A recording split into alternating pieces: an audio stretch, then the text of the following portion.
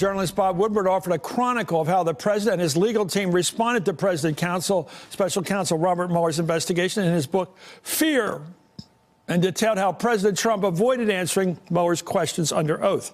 Bob Woodward joins us now. How did he avoid having to confront the special counsel? Everybody wanted to see that room. They wanted to see on television if they could. Right, like Clinton. Yeah. Yeah, but what the special prosecutor, special counsel really can't force a president to testify. And people say, oh, he could have subpoenaed him.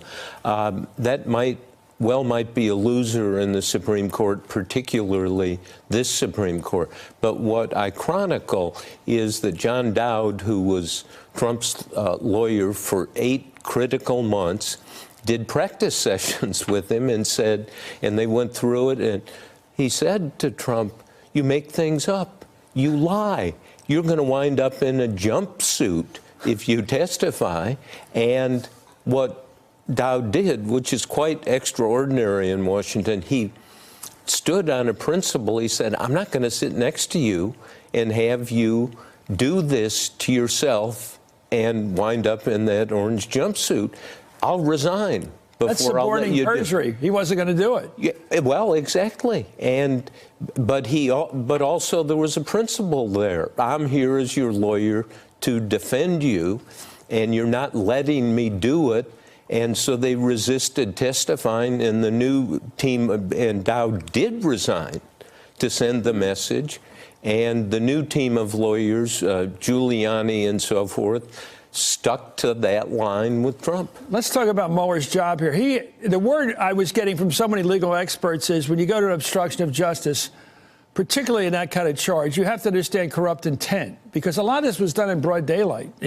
And you can't discern or detect corrupt intent without a meeting, without a sit-down. So how did Mueller decide he couldn't convict, he couldn't exonerate, but he never got to the need he had, the necessity of sitting down with the guy? Yeah, exactly. And the resistance by Trump and his lawyers, no, I'm not going to do it. The route would be a subpoena.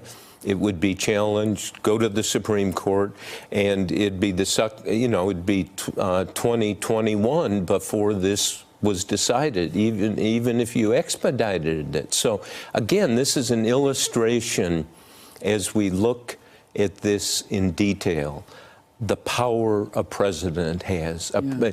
Why didn't Bill Clinton know this? He had a great lawyer. We know him, Bob Bennett. Barnett's another good lawyer, but it was Bob Bennett. And why did he agree to sit down on camera and talk about Monica Lewinsky? Well, he thought he had no choice because it was a civil suit and he was being subpoenaed, and there were court rulings that he would have to testify. But the key point here is Trump understands the power of no.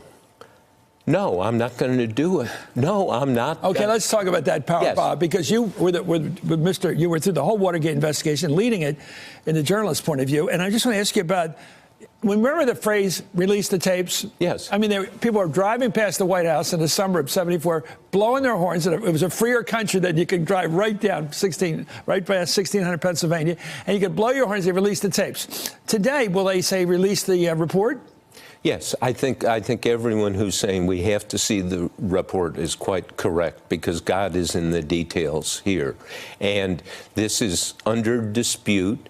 So let's look at it. I have no idea, and no one I've talked to has any idea or will say how long it is. It might be thousands of pages. Or 3. Well, no. You think it's long? Oh, sure. Let's talk about the differences in politics, because I know you're not a political reporter per se. You're an investigative reporter. But the difference in the politics back then, when Republicans, and they were not all moderate Republicans, they're just regular Republicans who gradually said, you know what, I think Nixon did it. I think he's responsible for obstruction of justice. We've got the evidence. And when it comes time, we'll vote to remove him from office. The Senate was like that. Remember when George Wallace finally wouldn't help out Nixon in the South? Even the crusty Southerners were willing to vote for impeachment. Well, at one point, after Nixon resigned, Barry Goldwater, the conscience of the Republican Party, had Carl and myself up to his apartment here in Washington, quite nearby, and read from his personal diary with that last meeting the Republican leaders had with Nixon. And no one else was there. And Nixon knew he was going to be impeached, charged in the House, and he kind of joked, according to Goldwater's diary, confirmed by the other participants, hey, look, Barry, how many votes do I have? 20, kind of. You needed 34 to stay in office in a Senate trial. And Goldwater said, Mr. President, I counted, you have 4 votes, and one of them is not mine. And rough. Stuck it to him. In the next night, Nixon announced he was resigning. That's another one of your books, The Final Days. Hell of a book. Anyway, over the past 24 hours, Democrats have spoken with one voice in calling for the Mueller report to be released in full. Let's watch.